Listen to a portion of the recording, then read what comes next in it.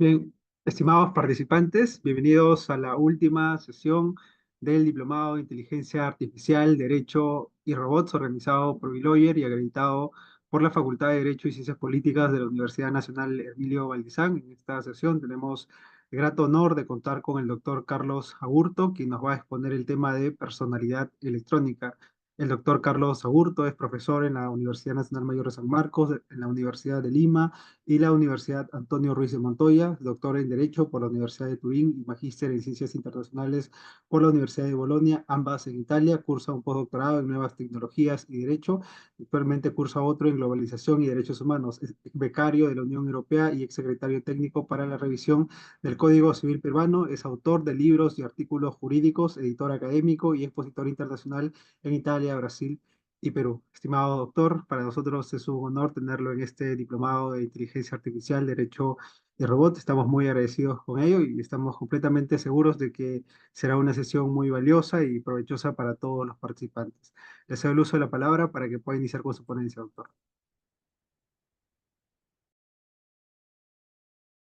No se le logra escuchar. Muy buenas noches a todos, a todos. Ah, sí se me escucha. Sí, Sí, sí, doctor, ahora sí. perfecto. Muy buenas noches, colegas. Primero, disculpándome porque la sesión estaba programada para la semana que pasó. Unos imprevistos personales me impidieron estar con ustedes, por lo cual pido las disculpas del caso. Agradecer a Bill Lawyer por la invitación en el diplomado que se ha llevado y que ha contado con valiosas participaciones.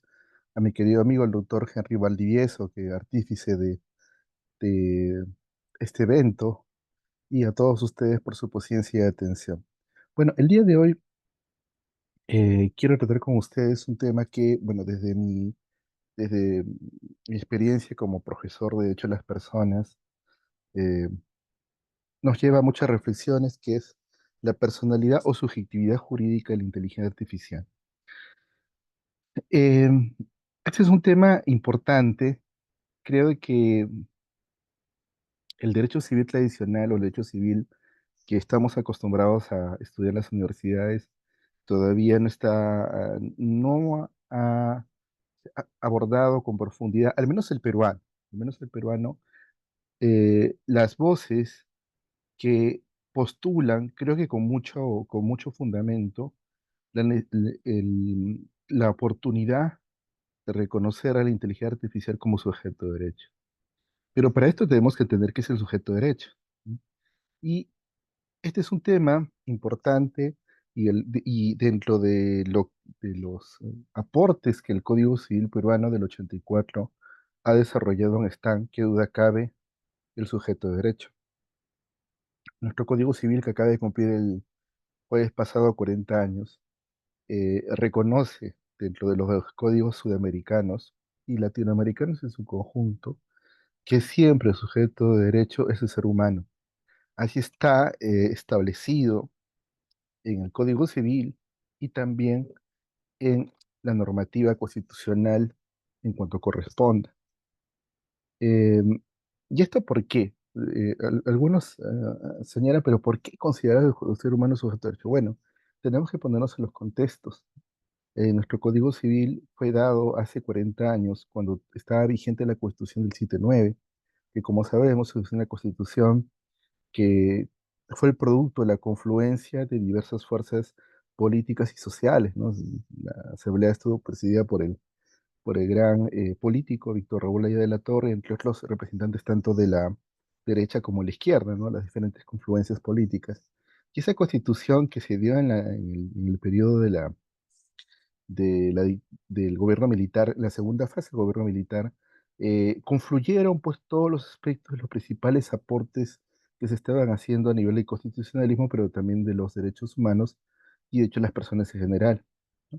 Hay un carácter intuitivo en la Constitución, hay un valioso aporte en la Constitución del 79, por ejemplo, a la defensa del ser humano que está en el artículo primero y en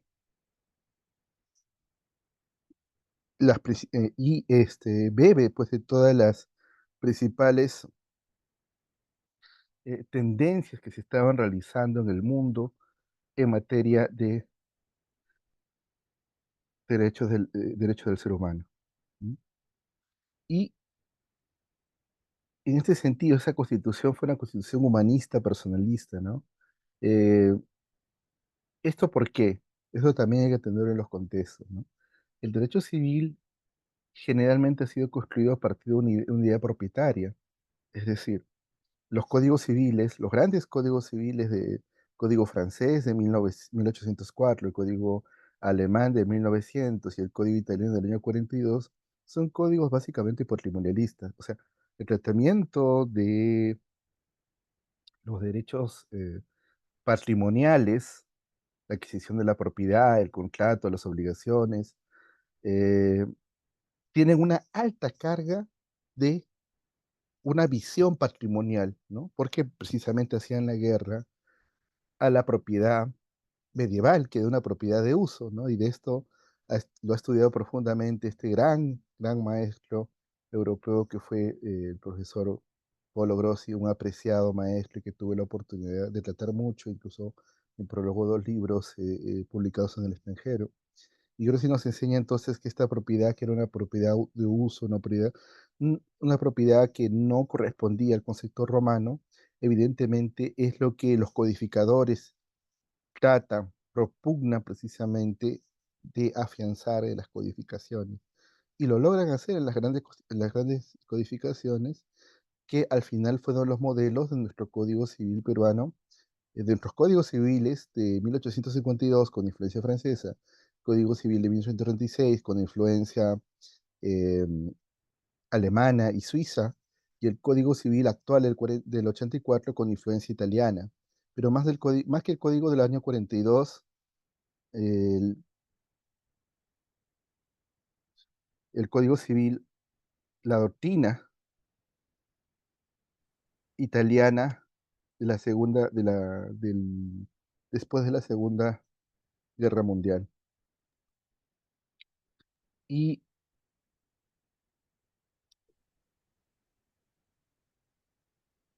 en ese contexto, los códigos, pues no estaban preocupados por el ser humano, sino por el patrimonio. Pero ¿qué sucede? Surge la tecnología y esto es importante. Por eso que es importante también espacios como este que desarrolla Bill Lawyer para reflexionar cómo la tecnología ha influenciado e influye precisamente en la sociedad y evidentemente en el derecho como instrumento de protección a la persona. Los códigos decíamos que no estaban preocupados en la tutela de la persona, no lo están en realidad. Pero a mitad del siglo XIX, perdonen, surge el daguerrotipo, el antecedente de la cámara fotográfica. Entonces empiezan a tomar fotos sin permiso, ¿no? Ven en la calle una foto, pum, pero ¿has pedido permiso para tomar esa foto? Pues no. Entonces empieza a surgir el derecho a la imagen, que empieza a ser reconocido por los tribunales y desarrollado con más profundidad por un jurista alemán, Kohler, en la primera mitad, en la segunda mitad del siglo XIX, pero no es a partir de a partir de la tecnología, recogido por el derecho. Igual, eh, surgen los medios de comunicación de masa, los diarios, ¿no? El periodismo, y pues alguien hace una nota sobre la esposa de un famoso abogado en Estados Unidos. Este famoso abogado hace un escrito, un texto muy famoso, publicado en la revista de Harvard, que es del derecho a la privacidad, The Right of Privacy, ¿no? Y surge precisamente el hecho de la privacidad, mire, nuevamente por el uso de la tecnología, los modos de comunicación de masa, ¿no? Y se descubre que uno tenía privacidad. Surge también el cine y también el tema de la vulneración, la grabación de la voz, cuando el cine empieza a ser ya honorizado con la creación de la radio, en fin. Miren, se van creando, se van vislumbrando nuevos derechos a partir de que la tecnología influye en el derecho, en la sociedad y en el derecho. Esto es importante porque incluso la tecnología marca también el derrotero que vamos a tener en el siglo XX, denominado por Eddie Hobsbawm, gran historiador de formación progresista, que lo denominaba el siglo breve, breve pero con una cantidad impresionante de cambios, ¿no?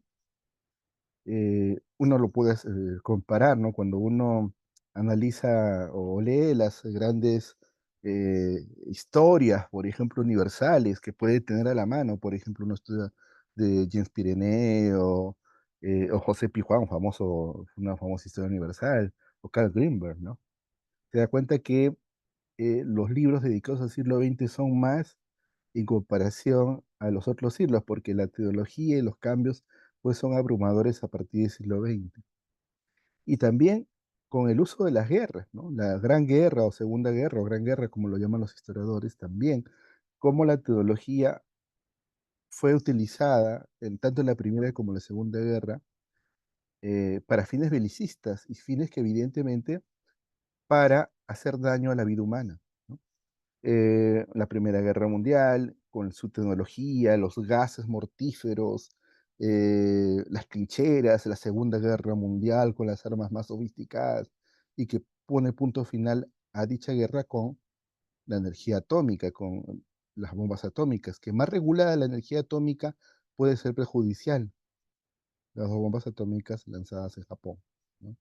Y toda la guerra nuclear dada a partir la mitad del siglo XX y también a los tiempos actuales, que como hemos leído en los periódicos, en las secciones internacionales, también las grandes potencias, eh, en las guerras que se están empleando ahorita en Ucrania, por ejemplo, la posibilidad de una preocupación por el uso nuclear de parte de algunas de las potencias. Entonces, la tecnología nuevamente, ¿cómo afecta a la sociedad y cómo falta el derecho? Eso es un tema que nos invita a la reflexión.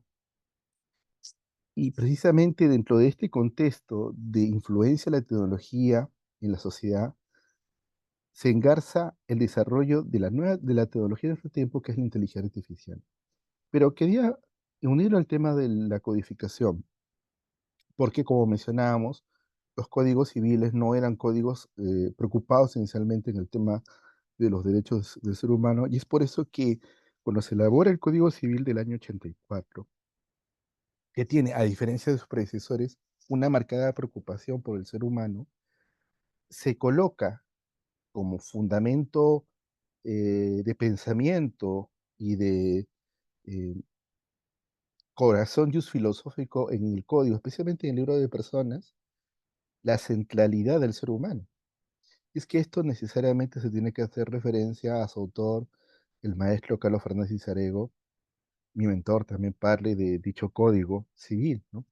Y autor del libro de personas, que al ver todo lo que en el siglo XX, y especialmente en nuestro país, los derechos de la persona habían sido prácticamente poesía legal, él trató de colocar en el libro de personas del Código Civil la impronta humanista, es decir, que la centralidad del ordenamiento, así como dictaba el artículo 1 de la Constitución del año 79, y no debemos olvidar que el Código Civil fue dado en la vigencia de la Constitución del año 79, ¿no? Muchas veces los críticos olvidan: "Uy, ¿por qué, por ejemplo, la propiedad tiene que ser empleada en función social, como dice el artículo 923 del Código Civil?". Porque claro, era la visión social que había en la Constitución del año 79, ¿no? Era la Constitución del año 79.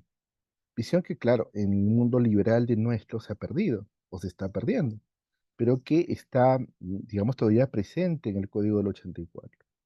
Entonces, esta tutela que gira en torno al ser humano y que es precisamente el aspecto de planteamiento central de dicho código, o al menos del libro de personas, hace que el legislador, el maestro Francis Arego, haya concentrado todas las atenciones de ese libro, de ese código, a el ser humano y no a otros entes que todavía vamos al año 84, porque dicen: "No, ¿por qué no consideró los animales? ¿Por qué no ha considerado los embriones? ¿Por qué no consideró la naturaleza?". Un momento, bueno, la inteligencia artificial todavía no había en ese momento. Es porque evidentemente hay una preocupación propia del legislador em, del 84 en el libro de personas hacia la centralidad y el antropocentrismo jurídico. Digo esta expresión porque precisamente las posturas, creo que con mucho fundamento, plantean la subjetividad de la inteligencia artificial, van a la lucha de este antropocentrismo, ¿no? De la centralidad del derecho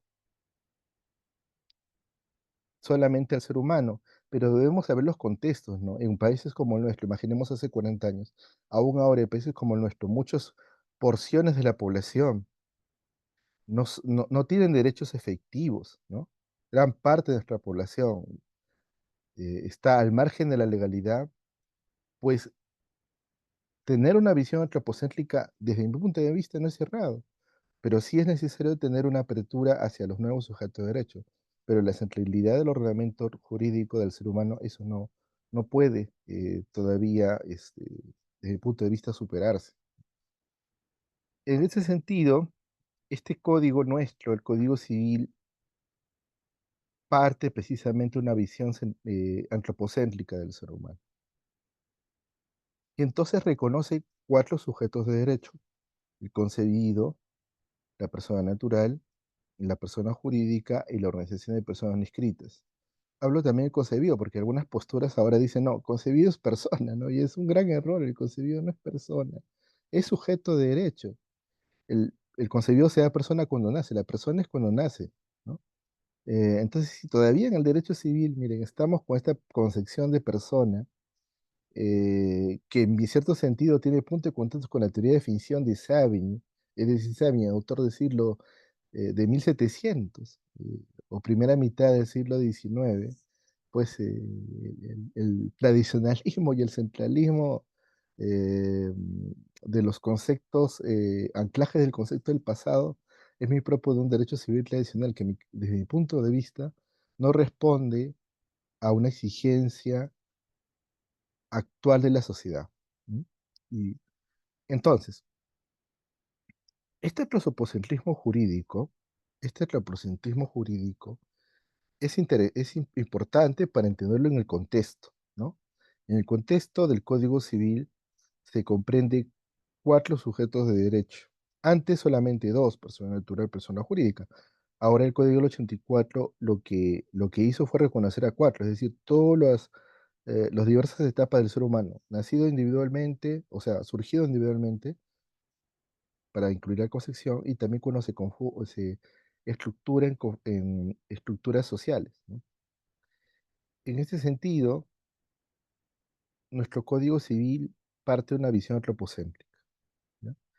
Hay que ver las normas en su contexto, ¿ya? Y también en el momento en que cuando se redactó el Código Civil, como ya mencionábamos, muchos aspectos muchos grupos de la sociedad estaban totalmente excluidos, ¿no? Aún hay grupos excluidos, imagínense hace 40 años, colegas. Bien, es más, ¿no? Ayer se ha presentado el proyecto de ley de la Unión Civil, ¿no? Iniciativa en el Congreso. Seguramente no es lo más óptimo, porque hubiese sido más oportuno luchar por el reconocimiento del matrimonio de pareja mismo sexo o homosexual, pero bueno, ha estado aprobado en la Comisión de Justicia y esperemos cómo va en el Pleno, ¿no? No obstante, la presentación y aprobación es un avance, pero son grandes porciones de la sociedad que todavía no tienen reconocido su derecho para formarse como una unión. Y además es muy interesante porque el artículo 1 del proyecto de unión civil menciona que las personas se unen en unión civil para formar un proyecto de vida en común, proyecto de vida, una teoría, como ustedes saben, recogida en el derecho de los derechos humanos, en la Corte Interamericana de Derechos Humanos, a partir del caso María Elena Horacio Tamayo, creación también del maestro Carlos Fernández Sarego, y que también hay sentencias del Tribunal Constitucional y sentencias de la Corte Suprema. En ese contexto, debemos entender lo siguiente entonces. ¿Son los únicos sujetos de derecho los que reconoce el Código Civil peruano? Mira, profesor, pero hace algún tiempo también se reconoció a la Junta de Vecinos como sujeto de derecho. Entonces, no es sujeto de derecho. Bueno, un momentito. La Junta de Vecinos, ¿por quiénes lo conforman? No lo conforman entidades, o sea, en el sentido de seres no humanos, son seres humanos, los vecinos son humanos, ¿no? Y hay una organización dentro del edificio del condominio, que se agrupa para tomar decisiones respecto a la organización mejor de dicho lugar, ¿no? Para una convivencia mucho más tranquila entre sus miembros, ¿no? Pero siempre son seres humanos, o sea, no ha dejado de ser, no han dejado de ser seres humanos. Algunos dicen, también plantean por ahí, ¿no? La sociedad de gananciales, pero sociedades gananciales, ¿qué naturaleza tiene el sujeto de derecho? Es una expresión básica, una institución básicamente de carácter económico nacida a partir de la consecución del matrimonio y pues no tiene las calidades de sujeto de derecho. El sujeto de derecho siempre es el ser humano. Pero vamos un poquito más allá y digamos, ¿son los únicos sujetos de derecho los que reconoce el libro de personas o el Código Civil? Pues la respuesta es no. ¿Por qué? Porque después de 40 años del Código Civil han surgido nuevos sujetos de derechos que todavía no están reconocidos en el código, pero eso no significa que no existen. Por ejemplo, los primeros de estos sujetos de derechos son los animales, ¿no? Aquí también hay que rescatar un valioso aporte que creo que los peruanos lo conocemos muy poco, que es que la tesis de doctorado de don Alfredo González Prada, el hijo del gran panfletario, como lo llama Jorge Basarle, del de nuestro gran pensador crítico, ¿no? Autor de Horas de Luchas, ¿no? De Discurso Político de Gama, evidentemente me refiero a don Manuel González Prada. Bueno, el hijo de don Manuel González Prada, en 1914 presentó una tesis de doctorado a la antigua Facultad de Derecho de la Universidad Nacional Mayor de San Marcos, titulada El Derecho del Animal. Y en esta tesis del derecho y al animal, González Prada plantea a partir de las bases del estudio que él hace del pensamiento antiguo, de los autores clásicos, por ejemplo, el Ramayana, el Código del Manú, en fin, diferentes textos antiguos y modernos, y también del pensamiento cristiano. Pienso, por ejemplo, en las referencias que hace él de las obras de Francisco de Asís, ¿no? Que llamaba hermanos animales a los animales, ¿no? eh, para reconocer la subjetividad de los animales 5 años después que René Debord, en un artículo que en realidad no estaba dedicado al tema de los animales, sino al sujeto de derecho precisamente, pero que en algunos párrafos se dedica al tema de los animales. En cambio, nuestro compatriota, 4 años, 5 años, 5 años después, desarrolla toda una tesis doctoral al respecto a la subjetividad de los animales, tesis que lamentablemente, como desapareció desde de la vieja casona, no la hemos vuelto a tener. Yo sí la tengo, pude conseguir el original de la tesis, la tengo y espero que tener la oportunidad también de difundirla, ¿no? Em, y que se antecedió a los movimientos animalistas de los años 70, 80, ¿no? A Peter Singer y otros grandes destacados autores que han promovido el tema de la subjetividad animal. No debemos recordar que en el año 2019, en una famosa sentencia, pero creo muy poco estudiada a nivel de derecho civil, y a nivel en general, en realidad, incluso a nivel constitucional, el Tribunal Constitucional en una sentencia sobre la prohibición de corrida de toros y peleas de gallos y otras prácticas que se utilizan los animales, declaró que los animales son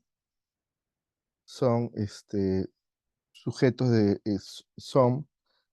tienen una dignidad animal, tienen una dignidad animal,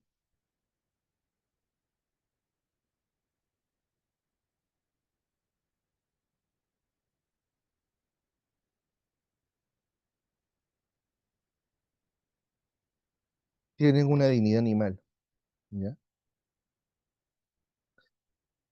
Esto es importante porque recuerden que hablábamos que las constituciones y todos los horrores que pasó en la guerra, todos los horrores que pasó en la guerra, después hacen producir la era del constitucionalismo, que evidentemente esto influye también en el derecho civil y en los códigos, ¿no?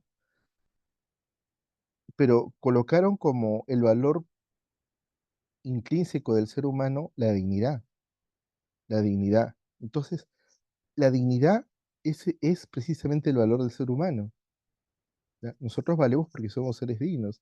antes de las guerras el ser humano no tenía valor. Me dirán, profesor, pues está Kant, pero Kant era un autor, un filósofo importante, sí, claro, valiosísimo, pero era un pensamiento que no estaba todavía concretizado en el derecho. Kant fue un gran visionario.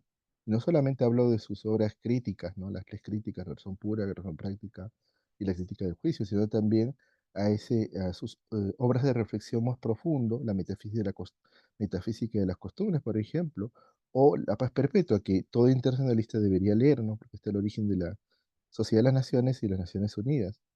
Pero es en realidad que la dignidad no estaba, el valor ser humano no estaba todavía en el centro de las preocupaciones de los juristas y los pensadores. Hace después con la guerra. Y el Tribunal Constitucional, en esta sentencia sobre la corrida de toros, peleas de gallos, infunde precisamente la creación, crea el concepto de dignidad animal, ¿no? Pero lo ata al tema de la sensibilidad, desde un punto de vista errado, porque más allá de la sensibilidad o no, el animal vale porque es digno, porque ese animal vale, ¿no? Bien, y en una reciente sentencia dada este año en el caso del zorrito Run Run, un zorrito muy famoso, que en la época de la pandemia pues fue capturado injustamente, eh,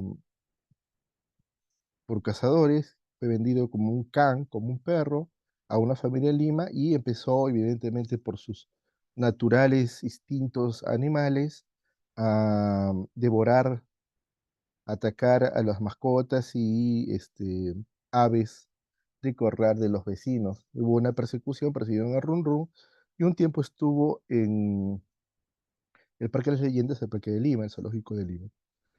Después ahora entiendo que está en Cajamarca, en un santuario de animales, ¿no? Entiendo todavía vivo. Pero en una sentencia, en la demanda que se interpuso en el caso Run Run, eh, el juez consideró que tiene derecho a los animales, ¿no?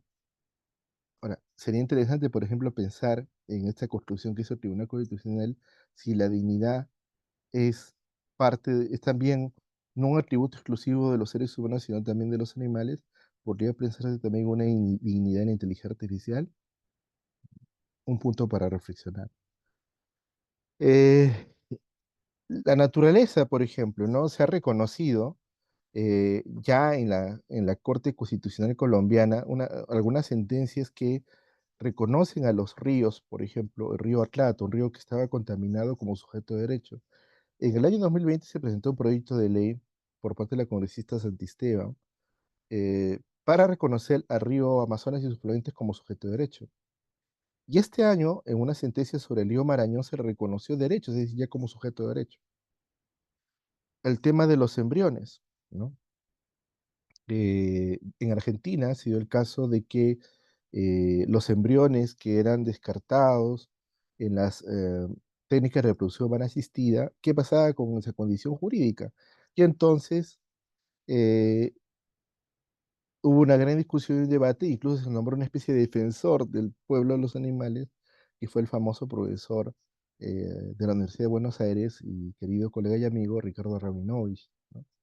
Entonces, como vemos, se ha ampliado el concepto de sujeto de derecho, ya no solamente el ser humano, ¿no? Pero eso no significa que no entendemos los principios que eh, conllevaron al Código Civil peruano y también a la Constitución del año 93 y del 90 y 79, a reconocer que solamente el sujeto de derecho era, o es, perdón, el ser humano. Ujú. Ahora, la tecnología, ¿no? Surge el tema de la tecnología y la inteligencia artificial, que es precisamente un nuevo sujeto de derecho. Yo creo, desde mi punto, estoy convencido de que la inteligencia artificial representa un nuevo sujeto de derecho. Y es que aquí debemos reflexionar precisamente eh, cómo el impacto de esta nueva tecnología que es la inteligencia artificial y que debemos también considerarlo en un contexto eh, universal, ¿no? Muchas veces el jurista, y hablo especialmente civilista, que es mi materia, no ve las influencias, piensa que las instituciones del derecho, y especialmente el derecho civil, nacen por la generación espontánea, ¿no? cuando en realidad parte de un contexto mucho más macro. La inteligencia artificial es precisamente producto de la segunda ley mercatoria o lo que llamamos globalización. ¿Por qué? Porque precisamente la inteligencia artificial ahorra mano de obra, ahorra costos de acción. Es un, evidentemente, la inteligencia artificial, quien adquiere, que utiliza la inteligencia artificial incluso en materia laboral, pues no va a tener que pagar salarios, remuneraciones, CTS, escolaridad, bonificación de Navidad, de fiestas patrias, no. ¿Por qué? Porque básicamente el mantenimiento. Y entonces la inteligencia artificial puede también reemplazar a los seres humanos. Si es que no existe una normativa detallada sobre la inteligencia. Y lamentablemente en el Perú, a pesar de que, si no me falla el alcance del conocimiento sobre esto, creo que somos el primer país de América del Sur que tiene una ley de inteligencia artificial, pero es una ley de inteligencia artificial que básicamente es una declaración de principios y no una ley pues que regule aspectos tan notables, importantes, que por ejemplo, a diferencia de los europeos, lo han hecho con el reglamento Derecho a Inteligencia Artificial que se ha aprobado hace poco en Europa. Y es que el impacto en la utilización de la inteligencia artificial en el mundo, en el mundo presente y especialmente en el derecho, ¿no? En los ámbitos económicos, financieros, ¿no? Ahora justamente que hemos estado expectando, ¿no? En la semana pasada el tema de la PEC, ya las, la- los, em, las máquinas que transportan el cargamento, pues son utilizados, son conducidos no por seres humanos, sino precisamente por tecnología. Y ya han llegado autos electrónicos también a Lima como parte de el puerto de Chancay, ¿no? Me diría, profesor, pero no sé si se debe inteligencia. Sí, pero claro, ya se permite la no presencia de seres humanos en labores en actos, en expresiones de trabajo, ¿no? Y entonces la inteligencia artificial eh, influye con todos los ámbitos de su aplicación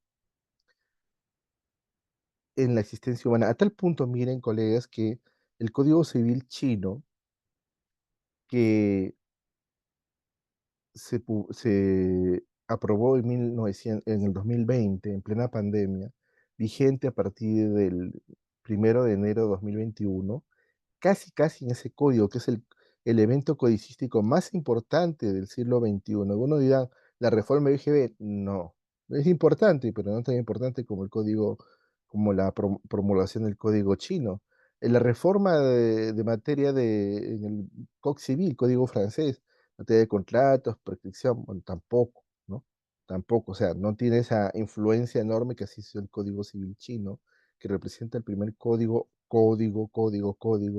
amplio en el siglo XX. La cantidad de artículos que dedica, de hecho, a las personas es un libro y varios artículos en la parte general de ese código. Eh, Casi en el código chino iba a ingresar la consideración jurídica de la inteligencia artificial como sujeto de derecho, pero no llegó a concretarse, no hubo el consenso en el buró en chino y no llegó a aprobarse. Pero evidentemente la tecnología de inteligencia artificial no es como las otras tecnologías que nosotros hemos desarrollado. El año pasado se desarrolló en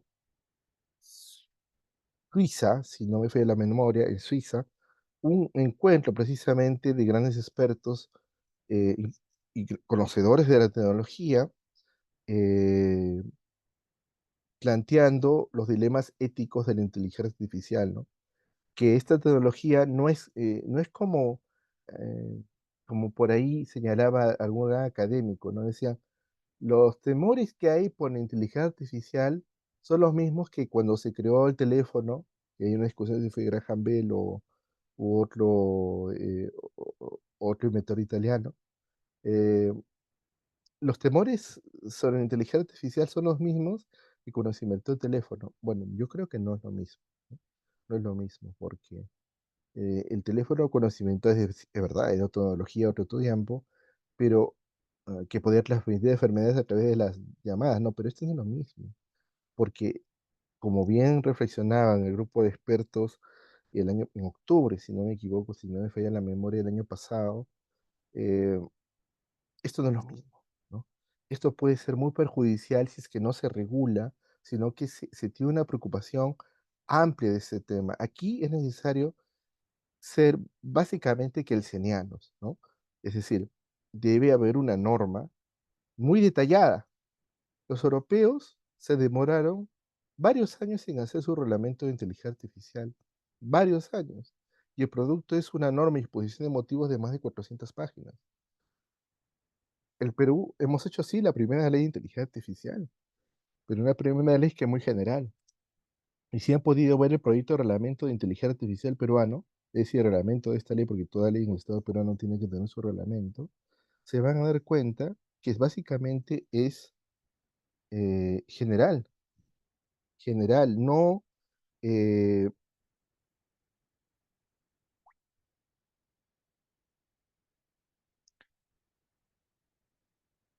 no regula, por ejemplo, la problemática del trabajo.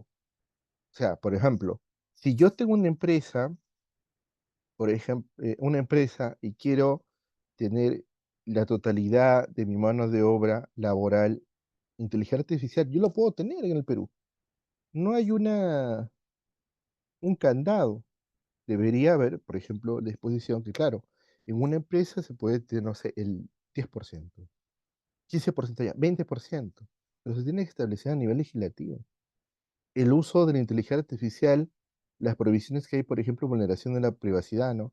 Hace algún tiempo tuvimos un triste caso en un colegio en Lima, que estudiantes habían molestado, agredido, no solamente los hemos agredido a sus compañeras utilizando la inteligencia artificial, me parece que el ChatGPT, para colocando las fotos de ella y mostrando pues los cuerpos de otras personas, ¿no? De vedette o de bailarinas, ¿no? Evidentemente afectando su reputación de las estudiantes, ¿no? Entonces, estos usos no regulados y que deberían prohibirse en la inteligencia artificial demandan una ley, una normativa, un reglamento al menos mucho más detallado, mucho más preciso, que es lo que no tenemos actualmente. Y además, la inteligencia artificial eh, toma decisiones, ¿no? Eh, reclama un estatus legal como entidad, ¿no? Y se ha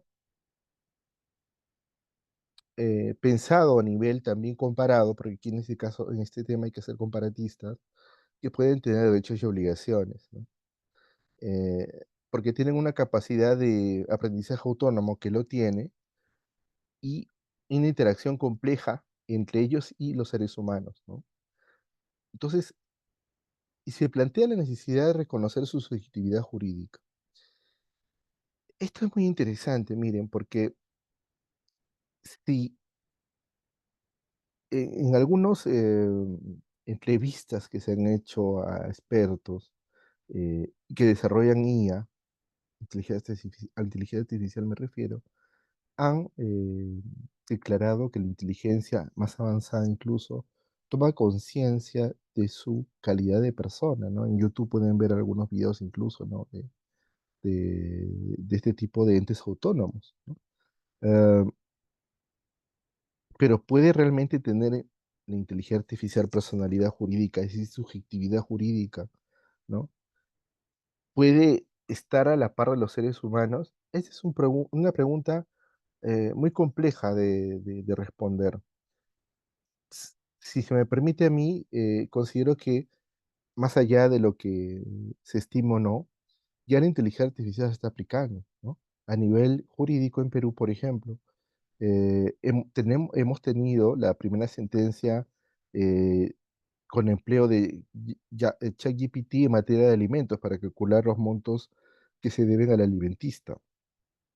En octubre del año pasado, la Corte Superior de Justicia de Lima creó el primer laboratorio de inteligencia artificial y ya lo están aplicando en algunos pequeños casos, por ejemplo, cuando las partes fallecen, entonces para archivarlos aplica inteligencia artificial, o en casos no graves en materia de violencia de género. Entonces, ya se está aplicando inteligencia artificial, y otras cortes del Perú, no solamente la de Lima, pero la de Lima y Lima Norte.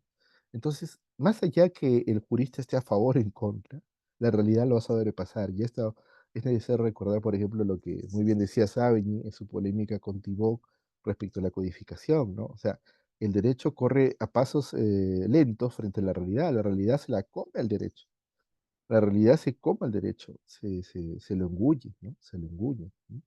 Entonces, creo de que a pesar de que el jurista esté en contra o a favor de la inteligencia artificial ya se está realizando, ya se está empleando. Recuerdo que incluso en una lectura que hice sobre los autos sin conductor en Perú, el empresario peruano mencionaba de que en unos 4 o 5 años se van ya a operativizar autos sin conductor, autos utilizando IA en Perú, ¿no? Y de esto se ha ocupado hace recientemente el profesor Guido Calabresi, el padre del análisis económico del derecho, junto con Posner, en un libro precisamente sobre los autos sin conductor, ¿no? Entonces, más allá de que estemos a favor o en contra, la inteligencia se está empleando, ¿ya?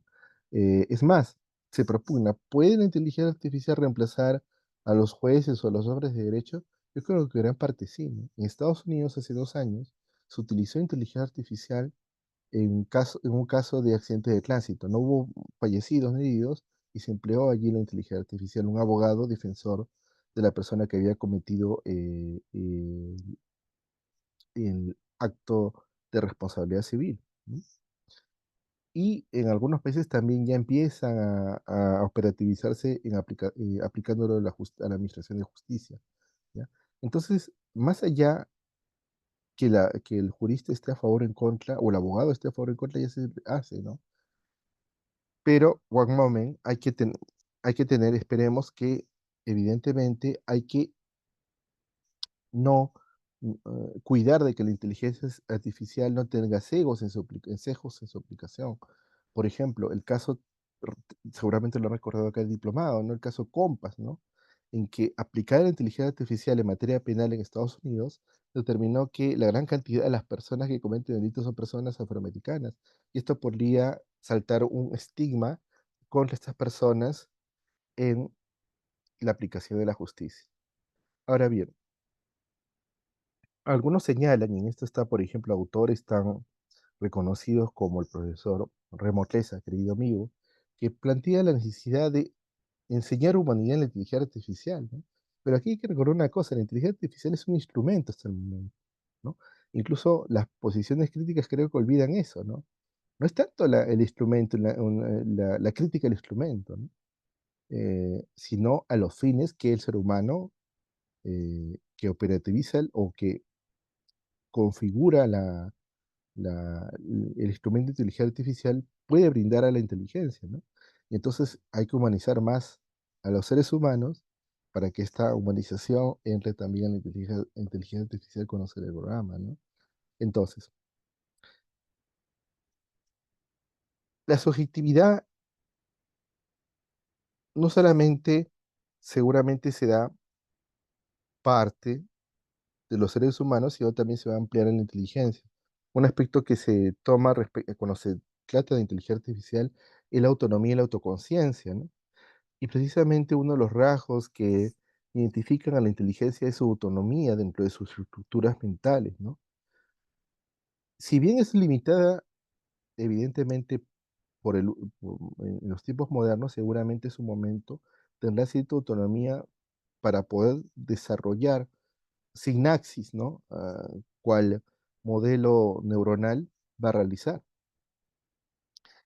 Eh, También sobre la conciencia y su responsabilidad, ¿no? Claro, evidentemente hay algunos casos en que la inteligencia artificial eh, ha ocasionado accidentes, por ejemplo, con autos y conductor, o por ejemplo, si tiene derechos de autor, ¿no? Una obra de arte elaborado por un pintor artista de inteligencia artificial, ¿no? Entonces, a lo que queremos indicar es que hay precisamente una aplicación amplia, profunda en la inteligencia artificial en la sociedad humana, y seguramente los límites del sujeto de derecho que hemos hablado, que inicialmente nació para tutelar precisamente al ser humano, o solamente reconocer que sujeto de derecho es el ser humano, este concepto de sujeto de derecho se ha ampliado, y tenía que ampliarse en realidad. Se ha ampliado a también eh, reconocer a otros sujetos de derechos que no estaban considerados inicialmente por el derecho en general y el derecho civil en especial, ¿no? Creo de que lo que nos porta el tiempo de más de ustedes, y también jóvenes escuchando más de ustedes que de nosotros los que ya entramos a la parte de mayoridad, es que los conceptos deben ampliarse, ¿no? No vivimos en la época del pandectismo, ¿no? De Vincha y toda la escuela histórica y escuela parentista, ¿no? Especialmente la parentística que alemana, que se obnubilaba por los conceptos, ¿no? Y las grandes categorías, ¿no? Las grandes categorías, todo el mundo, la sociedad tiene que entrar a estas grandes categorías. Bueno, hay que recordar que en realidad lo importante es la sociedad, ¿no? Y cómo esta sociedad va a requerir, va a exigir nuevas formas de ver al derecho. Y seguramente si en algún punto de desarrollo tecnológico y desarrollo humano, la inteligencia adquiere subjetividad, seguramente debemos hacer frente a esto a través de una normativa amplia y que se vea renovando en el tiempo, que lamentablemente creo que en el Perú no tenemos. Eh, ¿Puede representar un peligro a la humanidad la inteligencia artificial, incluso considerado como sujeto de derecho? Bueno, yo creo que depende, ¿no? Depende. Muchos autores ya han tratado la necesidad de tener una constitución, así como una constitución de la Tierra, esta idea que tiene Ferrajoli, Luigi Ferrajoli, ¿no? También una constitución global sobre la inteligencia artificial, así como para limitar los usos indiscriminados y peligrosos de la energía atómica, se firmaron diversos tratados internacionales para controlar el uso de la energía atómica. Así también debería, plantean varios autores, firmarse unas constituciones de la Tierra o tratados internacionales globales para el uso racional de la inteligencia artificial. Creo que eso es importante porque evidentemente permiten que la que esta tecnología sea más positiva para los seres humanos, más que negativa, más que pueda ocasionar algún problema, alguna afectación, una lesión que lamentablemente se está empleando en ese sentido a nivel comparado, la inteligencia artificial puede ser muy beneficiosa. Yo creo que los esquemas clásicos del sujeto de derecho también van a ampliarse, y de hecho ya se están ampliando, y en su momento llegará cuando se considera así a nivel de la reforma de los códigos, incluso de la Constitución, considera que no solamente sujeto de derecho debe ser solo el ser humano, y principalmente el ser humano, es lo que quiero decir, sino también el reconocimiento de nuevos sujetos de derechos como los animales, la naturaleza, los embriones o la inteligencia artificial, ¿no? Entonces, en este sentido, no, este es el mundo que se ha descrito no es el mundo del Terminator, ¿no? Que se parece mucho, sino una realidad que el ser humano crea un instrumento para su beneficio, inteligencia artificial, pero ese instrumento debe estar bien regulado, normativizado, que estén consideradas las diversas circunstancias que puede ocasionar el uso de la inteligencia artificial. Y si algún momento llega a la subjetividad jurídica de la inteligencia artificial, sí, pero también el repotenciamiento de la consideración del sujeto de derecho como siempre realidad humana, a fin de que sus derechos no solamente sean bellas poesías normativas, sino realidad concreta expresada en la efectividad de los derechos. Entonces, la inteligencia artificial sí, pero un uso racional, normativamente detallado, normativa expresamente detallada y una regulación que se adecue a la realidad que se está normando. Y si el sujeto de derecho, la subjetividad se otorga a la inteligencia artificial, también en un sentido en que la subjetividad humana siempre tenga un lugar de centralidad en el ordenamiento. Así que este tema es el tema de hoy y de ahora.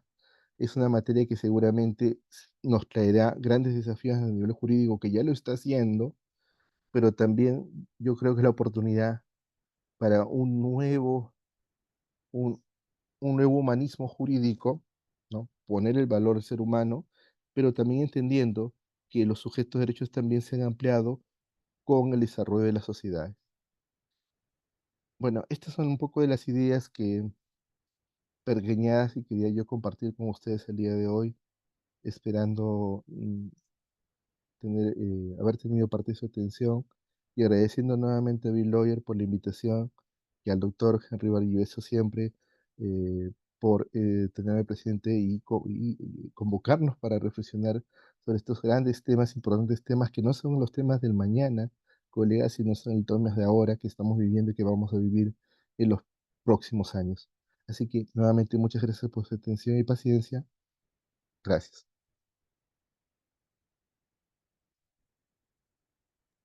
Muchas gracias, estimado doctor, por la excelente disertación. Gracias por compartirnos estas reflexiones, estos comentarios respecto a la personalidad y la inteligencia artificial. Esperamos que en otra oportunidad vuelva a aceptar una invitación de Bill Lawyer, doctor.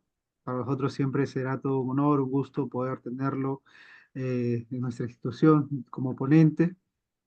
Me parece que hay una pregunta, doctor, si la pudiese responder, de Víctor, Sí, claro, adelante. claro, con mucho gusto. Gracias. Buenas noches, doctor, buenas noches. Muy buenas noches, Víctor. ¿Cómo estás? Doctor, gracias por la ponencia. Quería, bueno, una pregunta y quería también su opinión de lo que has puesto, bueno, en el caso de la IA, que como vemos, se está aplicando ya en todos, muchos sectores, en muchas actividades. En el caso de los vehículos con IA, que pronto, en un mediano plazo, calculo, según lo que también indica usted, que ya van a poder movilizar ese conductor. Pero quería su opinión en el caso, ¿qué pasaría si en un accidente, en una sería una relación civil extracontractual, si el vehículo choca, ocasiona un accidente con lesiones o más graves, habría una responsabilidad exclusiva ahí solamente del propietario del vehículo o una responsabilidad compartida respecto a la marca o al que generó el programa que lleva la guía, o quería saber su opinión al respecto. Gracias. Gracias, Víctor. Bueno, esto es uno de los grandes temas que se discuten ahora a nivel del derecho civil y responsabilidad civil o derecho de daño. Eh, Aquí habría que analizarse también las circunstancias del caso, porque como ustedes saben, un caso de responsabilidad civil por daños de la persona, o también llamada de responsabilidad extracontractual, eh, implica analizar los detalles de cada caso, ¿no?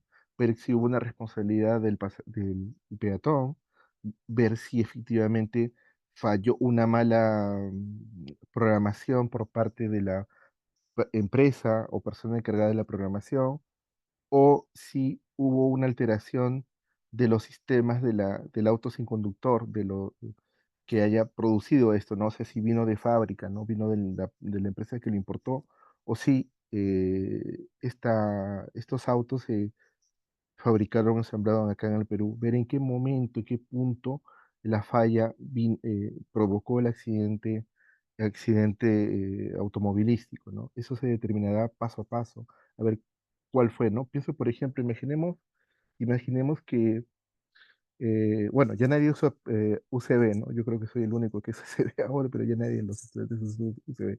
Imaginemos que uno es pasajero, ¿no? Y entonces tú quieres escuchar tu música, uno quiere escuchar su música, ¿no? Yo quiero escuchar mi música y todo, y pongo mi USB, y ese USB tenía virus, ¿no? Y ese virus infectó, ¿no? El sistema de inteligencia, un troyano, ¿no? O un troyano más sofisticado. Y eso afectó, vulneró y afectó el auto, ¿no? La máquina, el sistema electrónico. Habría que determinar, por ejemplo, si esto fue la causa, fue una de las causas, pero también la responsabilidad del productor porque ha debido prever estas situaciones, ¿no? Entonces, hay que examinar casísticamente, como en realidad se hace en los casos de daños a la persona, ver de dónde vino el origen que produjo precisamente la afectación y la producción del accidente de tránsito. Ok, gracias. Gracias, Víctor.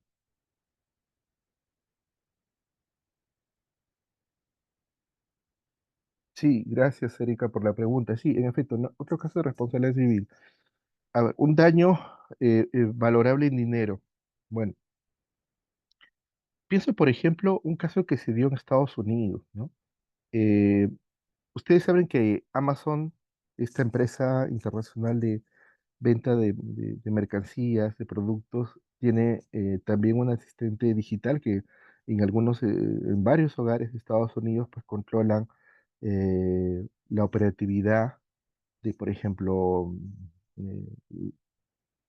refrigeradores, las puertas, en fin, los sistemas electrónicos y también las cámaras que en algunos hogares tienen, ¿no? Y se dio un caso que, por ejemplo, un hacker, ¿no? Un hacker pero terrible, entró a Alexa, al sistema de Amazon, y vulneró las cámaras, ¿no? Y esas cámaras, por ejemplo, captaban a los miembros de la familia y especialmente menores de edad, ¿no? Incluso este hacker terrible empezó a dialogar con los menores, ¿no? Entonces, imaginemos, ¿no?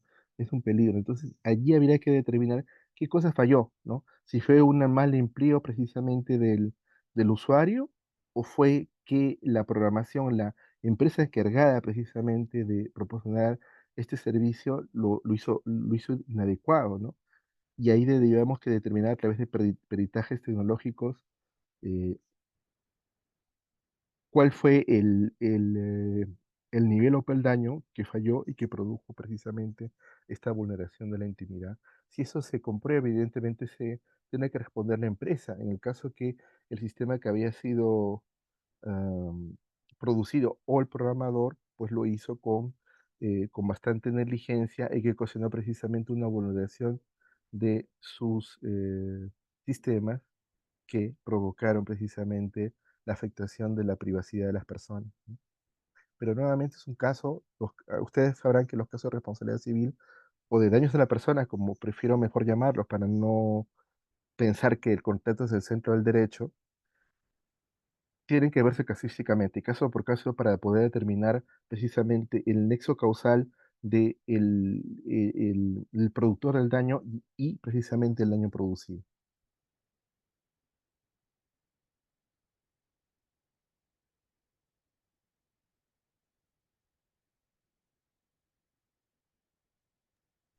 Sí, doctor, muchas gracias por haber respondido cada una de las preguntas de los participantes. Con eso ya damos por concluida su sesión. Gracias por compartirnos nuevamente su conocimiento, su tiempo, doctor, y esperamos gustosamente contar con usted en una futura ocasión. Muchísimas gracias y que tenga una excelente noche, doctor. A ustedes también, muchas gracias por la paciencia y atención. Nos vemos. Muchas gracias. Gracias, doctor, muy amable.